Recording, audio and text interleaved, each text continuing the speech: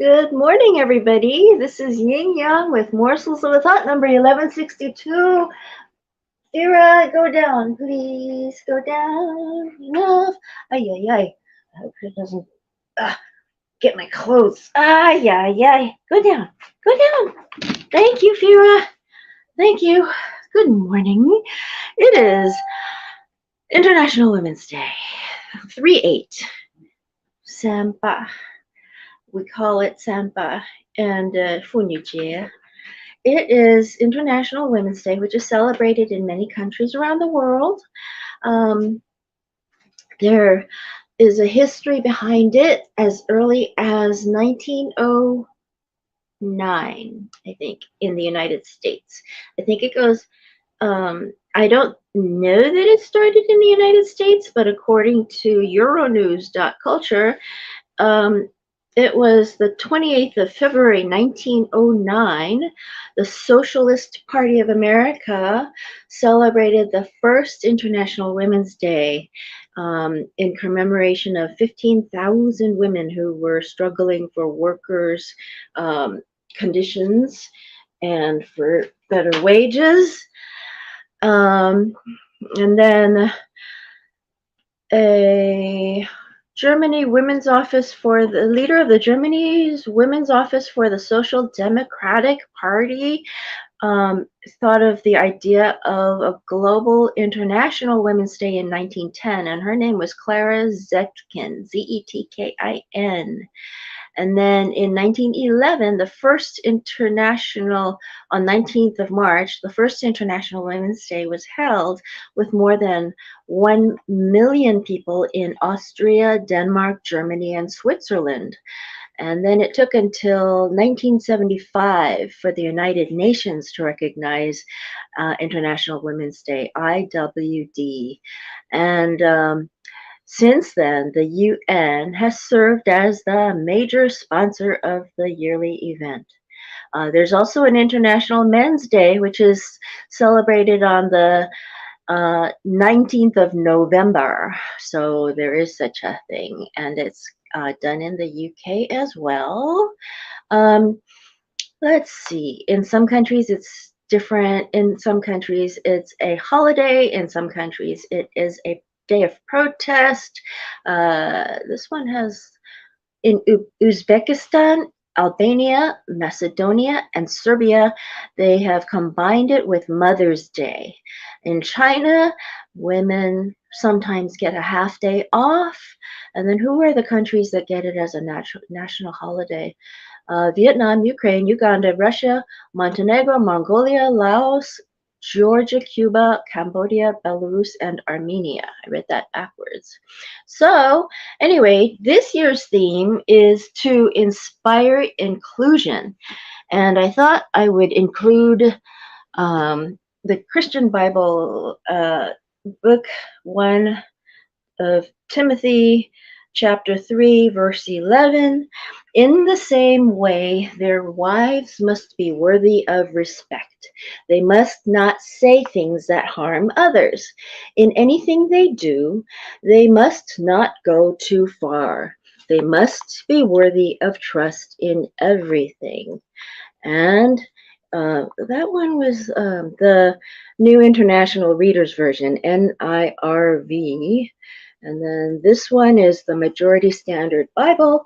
It says, in the same way, the women must be dignified, not slanderers, but temperate and faithful in all things.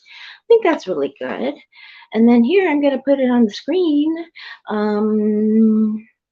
International Women's Day theme this year: get involved, inspire inclusion, forge women's economic empowerment, recruit, retain, and develop diverse talent, support women and girls into leadership, decision-making, business, and STEM, which I think is science, technology, engineering, and mathematics, design and build infrastructure meeting the needs of women and girls, such as lower counters, lower bookcases. I'm joking. I'm not joking. Actually, in Japan, they have everything slightly lower because the average height of the men is lower than that of American averages and European averages. Okay, help women and girls make informed decisions about their health. Don't withhold information from them. Involve women and girls in sustainable agriculture and food security. Provide women and girls with access to quality education and training. They say if you educate one woman, you educate 10 people, because women are the mothers. And it's the truth. The women that I know in my own family, there's an example of uh, same father, different mothers, but the child of the mother that had a graduate education became a graduate himself, and then the children of the mother that had a second grade education never graduated from a 4-year college. So, and one of them didn't graduate from high school. So there is an example, one example. That is one example. Elevate women and girls' participation in achievement in sport. Promote creative and artistic talent of women and girls. Address address further areas supporting the advancement of women and girls. So this is a very, very good theme. Inspiring inclusion, I think, comes along with the backlash of what happens is, I think it was, who was it? I've been watching a lot of podcasts, including Chris Williamson, who is a UK transplant to America, lives in Austin, Texas now, I think. Um, I've been watching that. I've been watching, like I mentioned, the other guy the other day, the neurobiologist. A couple more names I can't remember, but they've been saying there was one couple, there were two men in a podcast that were interviewing each other, having an interview that was about 3 hours long.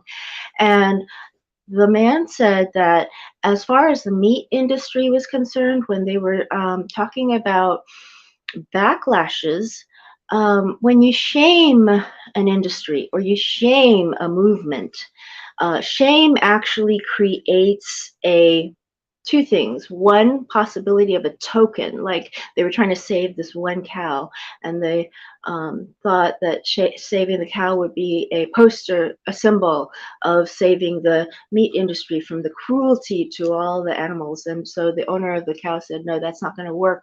So he didn't. He deliberately did not sell the cow to somebody that was going to save it. Because that way the movement could go on. And in fact, the shaming doesn't necessarily work as well as some form of changing, because for example, if I had a very cruel grandfather, I never had cruel grandfathers, but let's say I did, and all he did was torture the women in the family, beat them with the whip or something. Shaming him wasn't going to change it if that were the way of the world at the time. The rule of thumb comes from the stick used to beat the wife should never be thicker than the man's own thumb. And that actually became a part of, I think, some law in the I don't know where, either common law or American law, something like that. But the rule of thumb comes from the wife beating eons of ways of the world. And shaming the men didn't do it, but the rule of thumb at least brought the motion in the right direction to make it easier for women not to be physically beaten in their homes. And it's taken, obviously, at least 100 years, maybe 200 or so, just for even that to be recognized and able to be spoken about in public. Many women today are ashamed to say that they were, many women today still can't talk about it in public. It's a lot like that really bad four-letter word, RAPE.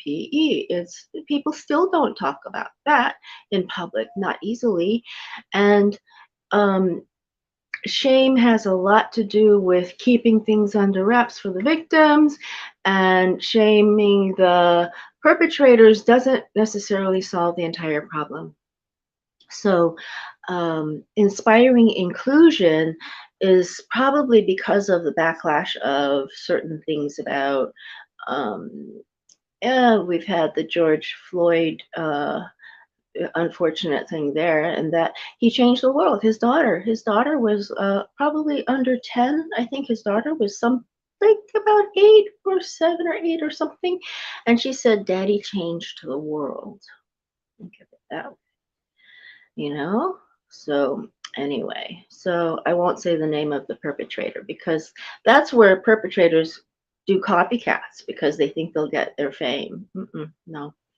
Um, so International Women's Day, it is to celebrate the role of women that has often been under recognized. Even today, SAHM stands for Stay at Home Mom, which is she's not being paid by a company. She may not be being paid by her husband, but she's doing just as much, if not more, labor than her husband does, who goes out to work if if she's even married. Um, so the role of women, you educate one woman and you educate 10 people. That's the saying. I read it a long time ago, and it's from somewhere. I saw it on TV. So I did not coin the phrase, and I might even have got it wrong, but there is such a thing. So I just wanted to say today was 3/8, so I just wanted to say that for my Friday focus today, and we shall see you again tomorrow. Okay, old Kinderhook. And then what is that they do? How is it they do it? It's like this or like this, the symbol. Okay.